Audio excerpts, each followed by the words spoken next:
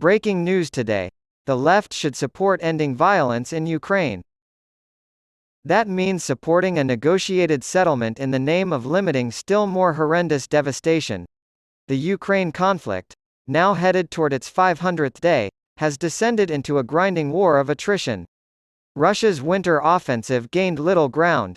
Ukraine's spring counteroffensive is sapped by an exhaustion of weapons and troops. The costs to Ukrainians, in lives and welfare, continue to mount, as do the pressures to escalate.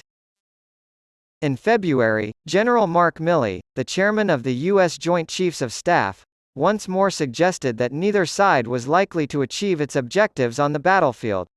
Yet neither Putin nor Zelensky has offered concessions that might lead to a settlement. Never has the need for a global peace movement, and international peace initiatives, been more apparent. Yet, on the left, the most visible voices are those condemning any deviation from total support for the war. Most recently, the esteemed historian Michael Kazin, co-editor emeritus of Dissent, wrote to denounce peace advocates as professing an anti-imperialism of fools. Joe Cirincione, a longtime arms control advocate, suggests that they are in danger of losing their humanity. Representative Jamie Raskin, a leading congressional progressive, argues that those who would push Ukraine to negotiate exhibit a colonialist reflex. Their argument is clear. Putin is evil, his invasion an unprovoked act of aggression, condemned by nations around the world. Unchecked, Putin's Russia poses a threat to its neighbors, to the United States, and to democracy itself, in Joe Biden's words. The monetary cost to the U.S. of the proxy war, about $100 billion and counting, has been relatively modest. Those calling for negotiations or for limiting U.S. aid are aligning themselves with the Trump MAGA crowd. And while the war may one day end in a negotiated settlement, it is up to Ukraine to decide the timing. Putin's invasion was clearly an act of aggression, fully deserving of the near-universal condemnation that it received at the United Nations. Yet the events leading up to the invasion can't be ignored as blithely as Kazin the historian, ironically, does. Russia's objections to the expansion of NATO to its borders were dismissed, even as experts like George Kennan warned against the provocation. In 2008, NATO provided Ukraine with a membership action plan. After the United States embraced the 2014 coup that ousted a corrupt but democratically elected pro-Russian Ukrainian leader, Putin responded by annexing Crimea, and fighting began in the Donbass. NATO then intensified its training and supply of the Ukrainian military. Both sides violated the Minsk agreements, which seemed to offer the best hope for peace. Germany's Angela Merkel later described the accords as a sham meant only to buy time for Ukraine's military buildup. This history does not justify Putin's invasion, but surely it informs it. Kazin allows that, in the aftermath of the Soviet Union's demise, the expansion of NATO may well have been too hasty, but notes that the nations bordering Russia all wanted to join.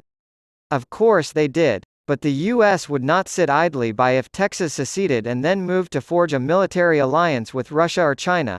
This history also informs the global response to the Russian invasion.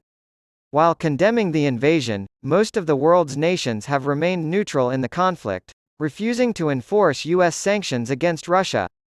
I don't want to join the war, Brazilian President Luiz Inácio Lula da Silva has stated. I want to end the war. The major independent countries of the Global South, Brazil, South Africa, Mexico, Indonesia, India, and China, see the war as a great power conflict and are skeptical of U.S. sermonizing about the rules-based international order, after the debacles in Iraq and elsewhere. War is hell, and the Ukrainians' defense of their country has come at a staggering cost. Ukraine's military has been more than decimated. Civilian casualties continue to mount. The country's economy has been savaged, with Ukraine losing close to 30% of its GDP. The World Bank estimates the reconstruction costs at over $400 billion. About 14 million people have been displaced, nearly a third of the population. The invasion exposed Russia's military weakness, not its strength.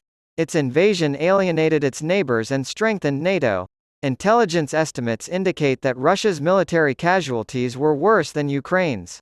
Russia has shown that it does not have the conventional military prowess to take on NATO's allies.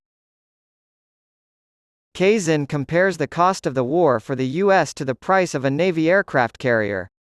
But the true costs are much higher. Military budgets are soaring far beyond the cost of supplying Ukraine. European protests over inflation as a factor in these costs are spreading. As Russia and China grow closer, great power confrontation diverts the resources, attention, and cooperation needed to deal with the polycrisis posed by climate change, pandemics, mass migration, debilitating inequality, and widespread corruption. Weaning the U.S. establishment from its self-anointed mission of policing the world was always going to be difficult. The war in Ukraine has made it far harder.